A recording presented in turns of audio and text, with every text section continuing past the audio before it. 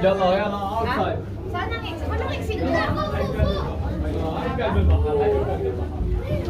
Ate.